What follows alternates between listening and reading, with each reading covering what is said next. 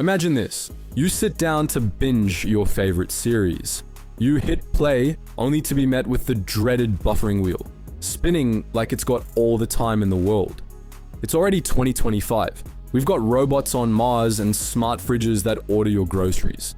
And for the most part, Australia's internet, it's finally caught up. But here's the thing, while today's speeds are miles ahead of where they used to be, it wasn't always this way. Just 5 or 10 years ago, buffering was basically a national pastime. Well, there's one name that keeps popping up in this saga of slow speeds, political backflips, and decades of delay: Telstra. And today, we're unpacking how one telecom giant managed to hold back an entire country's internet future and how we're finally breaking free from the copper chains. Let's rewind to the 1970s. Disco, flared jeans, and rotary phones. Back then, the Aussie government ran the whole telecom system through the Postmaster General's department. In 1975, they spun it off into Telecom Australia, which would eventually become the Telstra we know today. With that move, Telstra inherited one very important thing: every copper phone line in the country.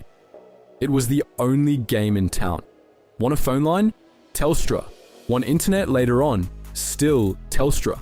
No competition, no pressure to innovate, just one giant government-backed monopoly sitting on a pile of aging copper.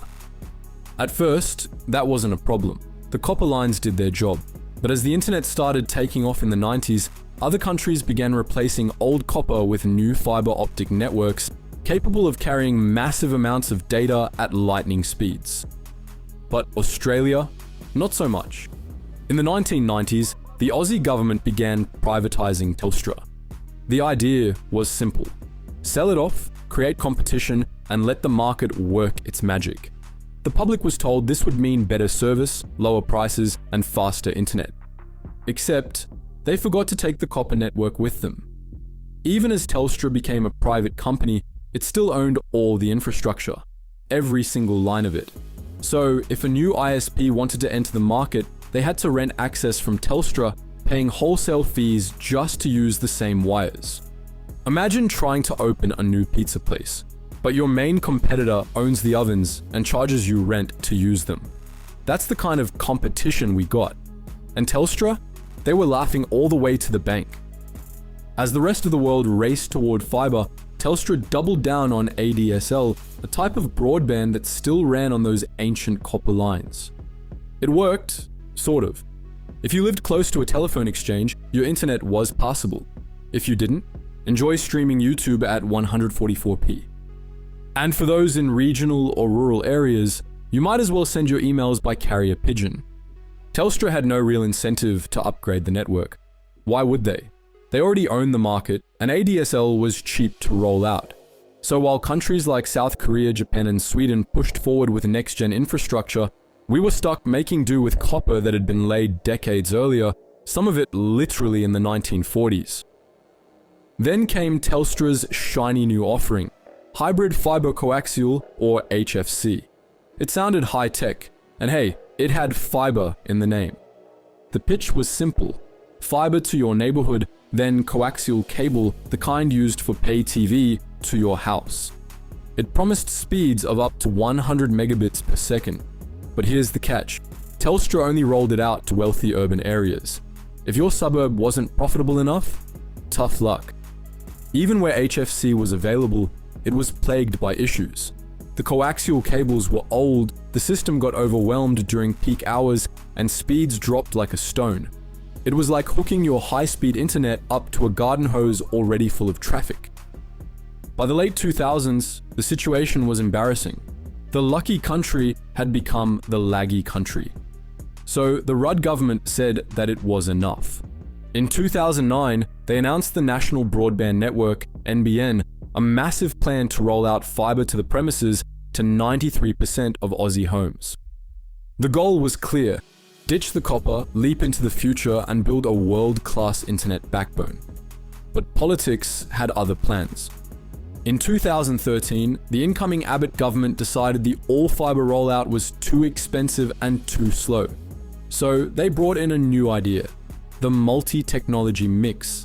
Instead of running fiber all the way to your home, they'd stop at a nearby node and connect the rest using, drumroll please, copper. Yes, the same copper we were trying to get rid of. It was cheaper up front, sure, but it also meant slower speeds, more maintenance, and a network that was already outdated the day it launched. And here's where it gets juicy. To make this new NBN work, the government had to buy back the copper and HFC networks. Yes, the same ones Telstra had already made billions from. So Telstra got paid again, this time by the government, to hand over infrastructure it barely maintained.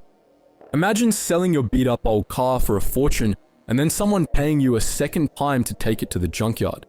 That's basically what happened. Telstra walked away with billions, NBN Co. inherited a mess, and taxpayers footed the bill. And the worst part? The resulting network still relied heavily on the very technology we were supposed to be moving past.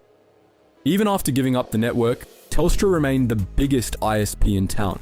Thanks to its brand recognition and scale, it offered bundled packages such as mobile, internet, and entertainment, all tied together in flashy deals that smaller providers couldn't match.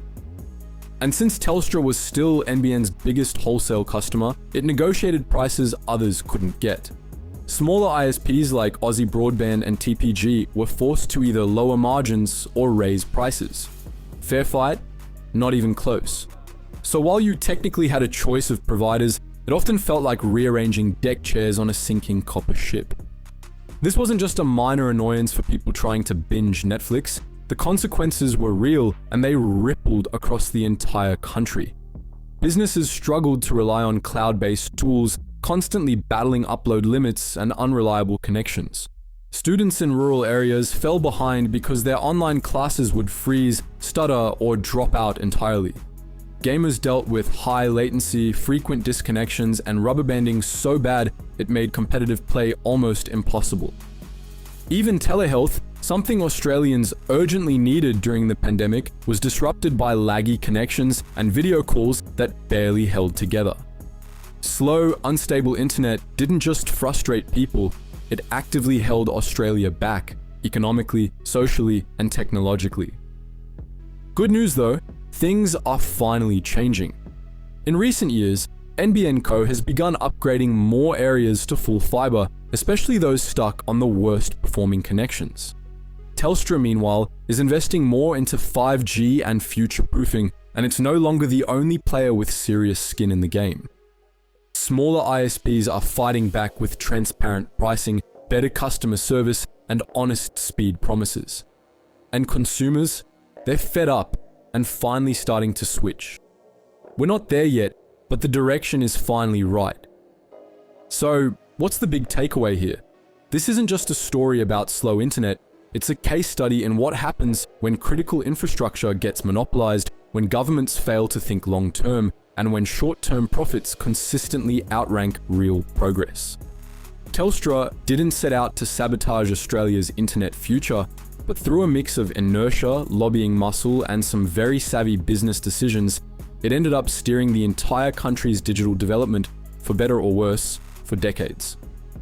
If we want to avoid repeating those mistakes, we need real open access infrastructure, transparent wholesale pricing, genuine competition that gives new players a fair shot, and political leadership that's willing to invest for the future instead of chasing budget wins in the next election cycle. So, the next time you're breezing through a YouTube video or hopping on a crystal clear Zoom call, it's worth remembering how far we've come. Australia's internet isn't the punchline it once was. The buffering wheel? For most people, it's a thing of the past. But that progress didn't happen by accident. It took years of course correction, infrastructure upgrades, and public pressure. It's been a long road from copper chaos to modern connectivity, and while there's still room to grow, especially in regional areas, we're finally on the right track. The fiber era is here, and it's only getting faster from here. But what do you think? Let us know your thoughts in the comments section below and let's discuss. And if you enjoyed this story, give us a thumbs up, hit subscribe, and don't forget to ring that bell so you never miss out on more deep dives like this. Thank you guys so much for watching, and as always, stay curious.